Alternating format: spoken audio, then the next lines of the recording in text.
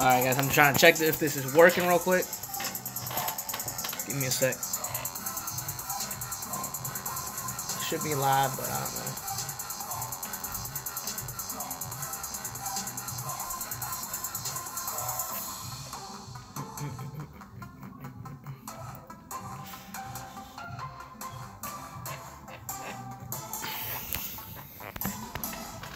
Alright, everything's looking well for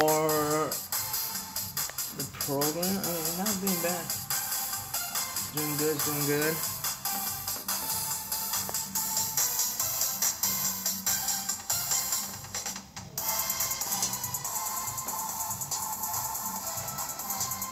Oh, I gotta update that information.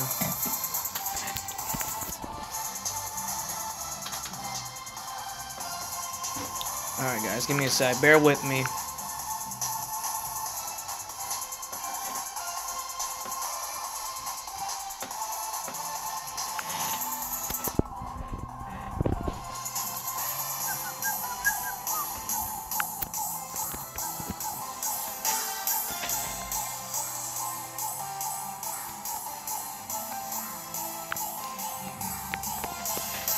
Oh yeah, I'm on Twitter, guys.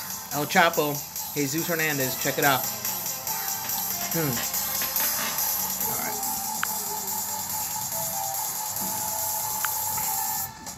Check this out.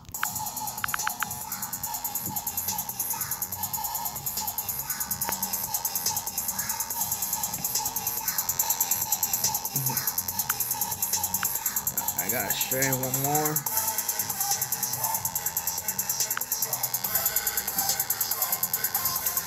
Oh yeah, I gotta celebrate that 2019. Oh, 2018.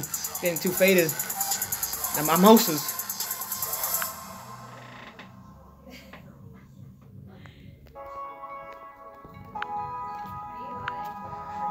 Yeah, are you watching me?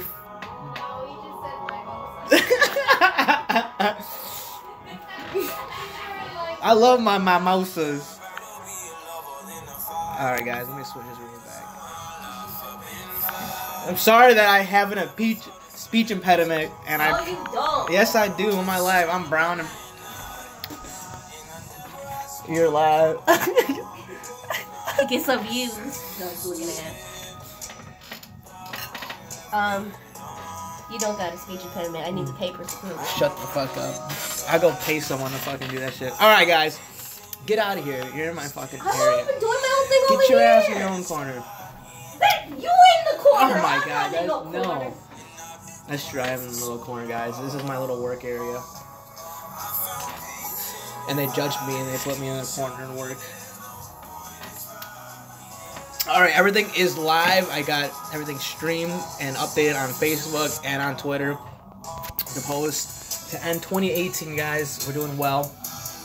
I made a prior video that I wanted to post because I can't really post it via like Instagram or like other media platforms. But when I go live, it's easier to watch through YouTube and Twitch. And we finished that. I'm going on to this. Basically a remake of the last video, guys. I'm going to be talking about 3 stocks, kind of 4 stocks. And then I'm going to ask a question for 2019. And it's actually a kind of in the dilemma, in the area of the new streaming. Let me put the volume down real quick.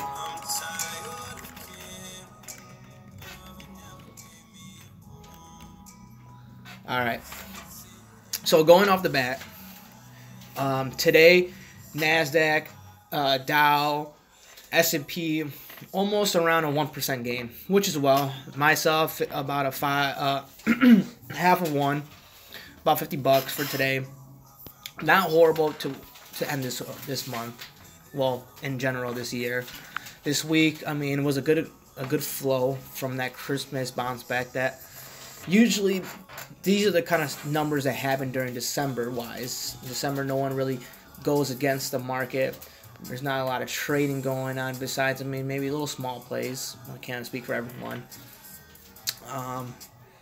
But after this Christmas, it kind of bounced back pretty hard, ending, I mean, in 1 week, about a 6.5 percentage of increase, which is well, and I'll drink for that.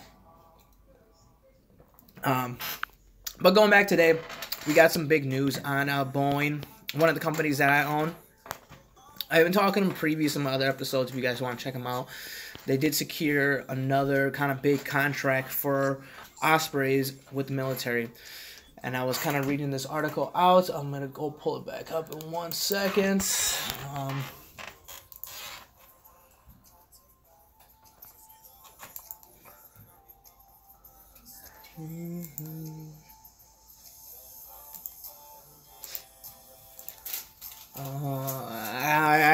Honestly, I can't find it, but I still remember what I kind of said. Sorry, fluctuating with you guys.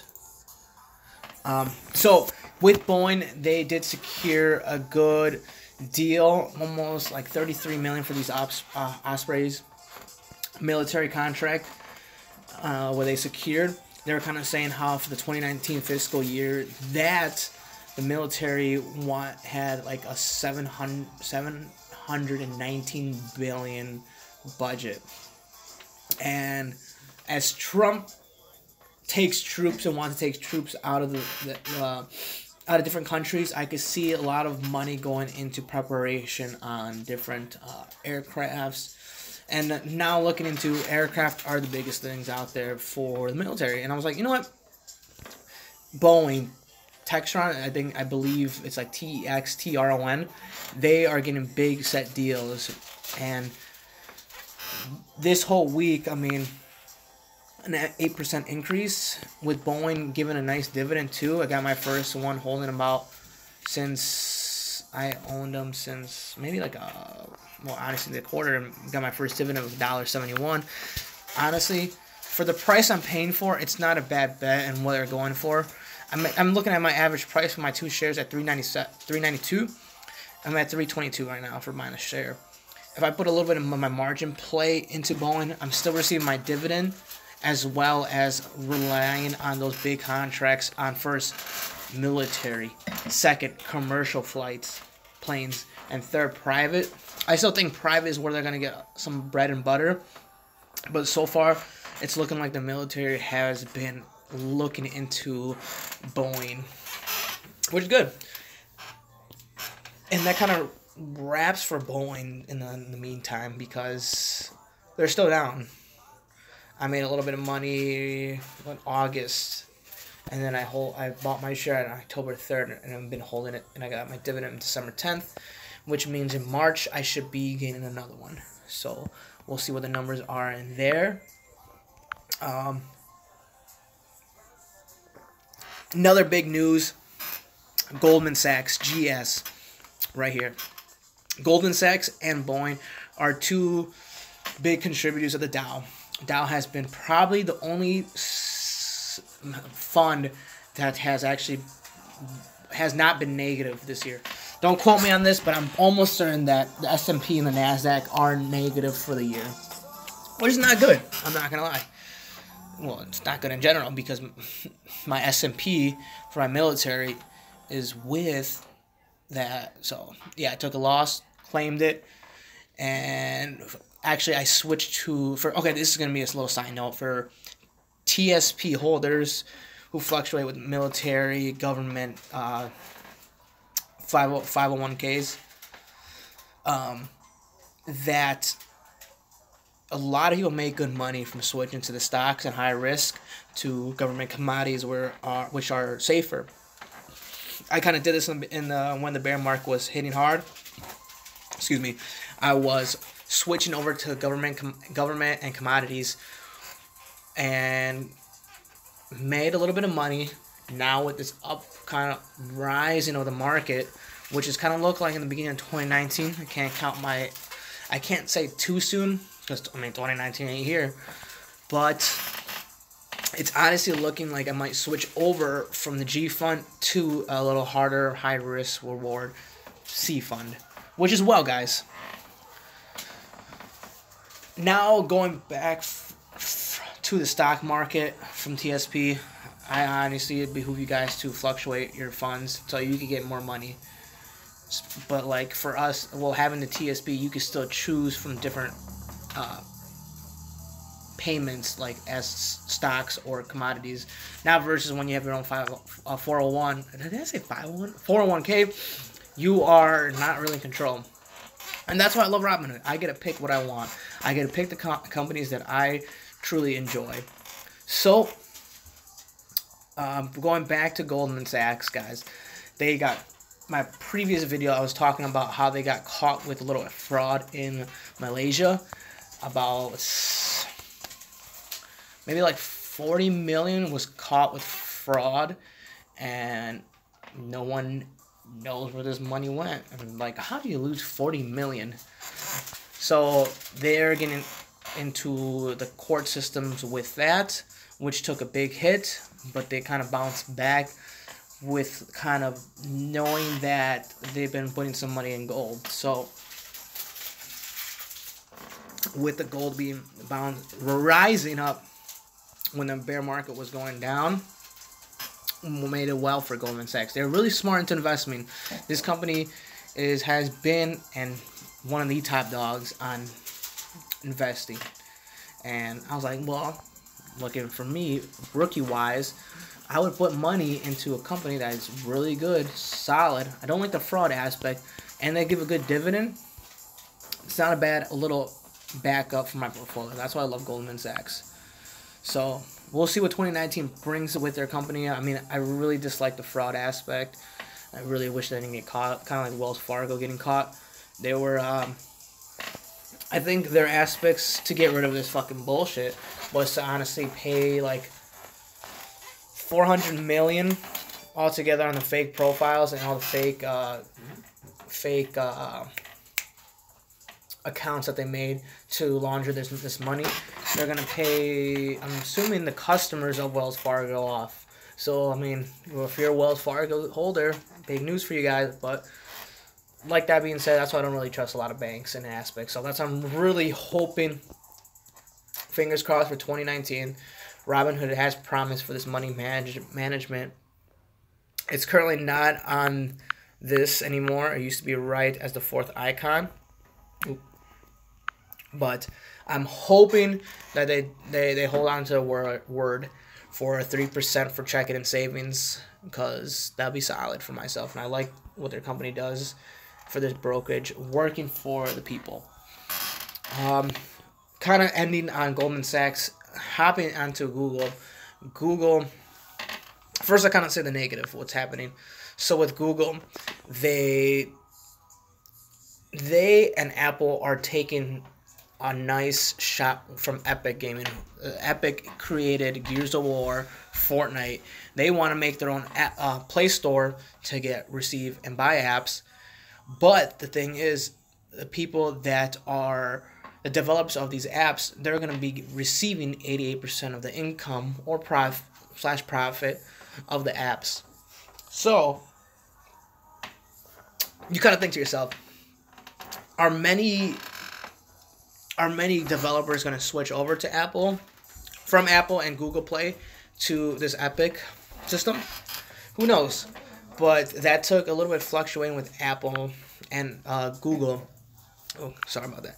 Going back to Google, though, they're making a play on kind of mimicking an Apple newer product, I guess, or newer system for their phones on like multi-face FaceTiming. This dual app right here.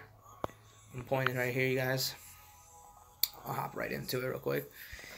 It's going to be around 7 people that you could talk to, FaceTime. And, I mean, that's big news for kind of Google. I mean, Apple's done it, so obviously someone's going to mimic it. And Google doing it is well for them. I'm a big fan of the Google Pixel. I'm an Android user.